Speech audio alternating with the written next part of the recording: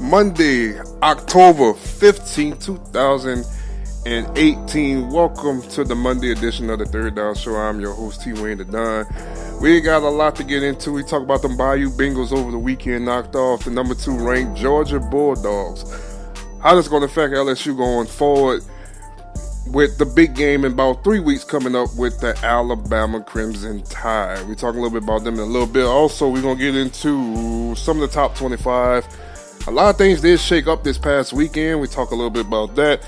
Pels and Rockets, we will touch just for a brief seconds about the Pelicans and the Rockets tipping off this week, Wednesday, as the NBA will play tomorrow. I believe it's the Celtics and the 76ers that start tomorrow, and I believe it's the Thunder and the Warriors on ring night. I don't think Russell Westbrook is playing tomorrow, so really ain't going to be too much of a game. I think the Warriors going to run away with that on ring night. So then we're going to get into my studs and duds. You know I've been on my studs and duds, new little segment I got. Talk about the studs of the weekend, talk about the duds, and talk about the maybes. The maybes. And then we're going to talk about the feature matchup that I talked about last Friday would be the Kansas City Chiefs and the New England Patriots, which really was a great game last night. Didn't end the way I hoped it would have ended. I was hoping that the Kansas City Chiefs could have won. But it was still, all in all, it was an entertainment performance, a momentum performance for the Kansas City Chiefs as they beat right back on Sunday night this week against the Cincinnati Bengals. So on that note, let's go ahead and jump to it. LSU didn't beat the number 2 ranked Bulldogs by 20 points. 36-16 was the final score. And really, all in all, lack of red zone execution. I think if LSU would have scored more touchdowns in the red zone, this game could have been over in the first half. But I take what I can take because Georgia did not play well. And all in all, listen, guys, this is college football. That's going to happen. But if you look back, Georgia haven't really played nobody yet. And really, truly, Tennessee gave them a little run, but Tennessee just don't have the talent. We're on the road to LSU. It's been a while. I don't think they've been here since, maybe 2005. It's been a long time since they've been in Death Valley. They did not win on Saturday. They wasn't used to this environment. I really don't. I mean, they went on the road last year. They lost last year to Auburn. So normally when they go on the road, they don't play so well. But I think if this game was in Athens, this game, I think they would have easily caught momentum. LSU struggling in the red zone. This game could have been a different result. But thank God this game was at Tiger Stadium on this past Saturday. Some things that I'm interested to see now. You know, now that you have Mississippi State coming in this weekend, a revenge game if you ask me. Remember, Mississippi State embarrassed LSU this last year on a Saturday night. Now, Mississippi State coming in, you know, another top 25 opponent. You can add that to the list. You can win this year. I'm interested to see what they're going to do, man. I mean, they eliminated Auburn. You know, I think Auburn's just completely done. I think Gus Malzahn, he's back on the hot seat with 3 losses already. I'm very, very interested to see what LSU going to respond. I think this could be a true. I really think last week was a true dress rehearsal, getting prepared for the number 1 ranked team in a couple of weeks. But I really think this is truly a true dress rehearsal for LSU this week. And the thing I like about it is you don't have the star-style talent that you used to have on the offensive side, like the Fournettes, like the Jeremy Hills, like the Odells, like the Jarvis Landrys, even that quarterback sometime. Remember, I was high about Zach Mettenberger to a degree. And you don't have them guys. So it makes me wonder, it makes me think somehow, because they don't have them stud talents that they used to have, how much more are they playing for each other and playing together? This was a together win. After losing last week to Florida on the road, Joe Burrow threw 2 interceptions. That's fine. They came together, they rallied with one another. This was truly a team effort win. I'm very satisfied with what them boys did this past weekend. Getting prepared what they're going to do this weekend against Mississippi State. Something I want to see if they can keep the momentum going. Another SEC opponent. Now you're back in the SEC West. Keep putting yourself ahead, and you're going to put yourself at a matchup with Alabama, potentially as close as the game of the century back in 2011. Very, very close. You win. You probably stay at 5. You're off. You're off the following week. You're on bye. With that bye week, you never know who can fall. You might find yourself back in the top. You might find yourself in the top 4. We might have a ball game. I'm looking at it like this. I think LSU have a chance. They do have a chance. But we're not going to get ahead of that because that's almost, like us again, we still got this week. They got a bye week, and we see them the 1st of November. So we got time. Got another about 20-something days before I could really start breaking this down. And I don't want to jump myself. We got to worry about Nick Fitzgerald this weekend. So another top 25 win for LSU that put them this year. Would that be what? 3-1, 3-1, I believe. I think I'm gonna have to go back and look. I don't have the numbers in front of me right now, but I think that will put them at 3-1. This would also be another top 10 win. They are officially 3-0 against top 10 schools. They did beat Auburn, they beat Miami, and they did beat Georgia this year. So they're 3-0 against the top 10 this year. What that means for Ed Orgeron, I believe that he has officially passed the test. This was the roughest schedule this season, the hardest schedule in the country, and he finds a way, somehow, some way. LSU is now staring at potentially maybe looking at the 10-2 mark if they lose to Alabama, or 11-1, possibly. And maybe finding themselves in the hunt still, maybe even, you never know what can happen being 10-2, still find themselves in the hunt.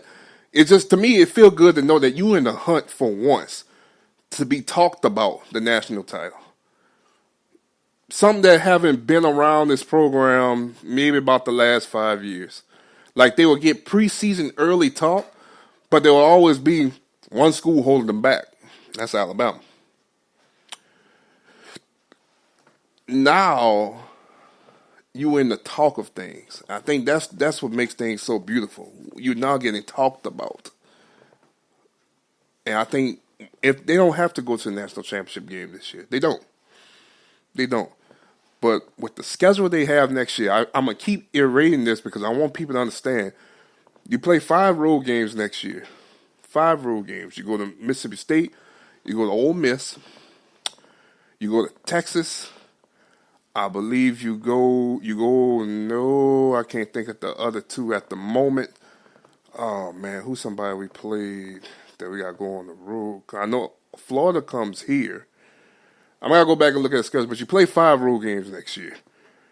The schedule is a lot easier than what you have this past year, especially if Texas continue to be on the road that they are right now, being in the top 10, because Texas have really significantly improved since they lost to Maryland.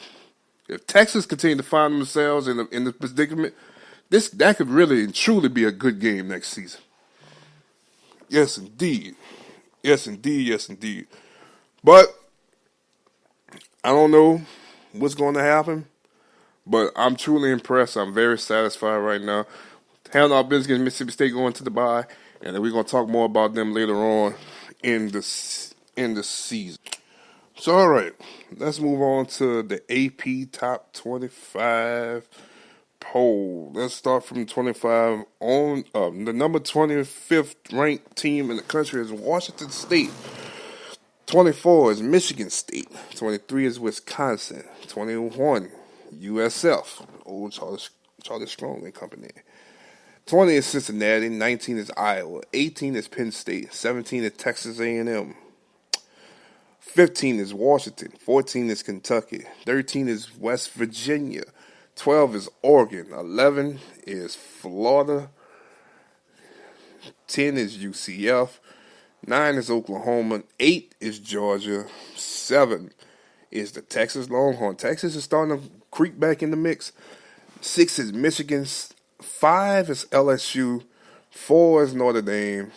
3 is Clemson. 2 is Ohio State. And 1 is Alabama.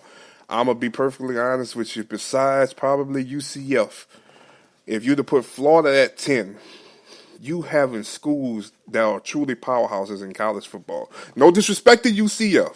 No disrespect to UCF at all. And I think if UCF do finish a little higher, they might give UCF some love this year because to go back-to-back undefeated, 2 back-to-back years, maybe they will give them some love in college football poll in the playoff system. But I'm not going there right now.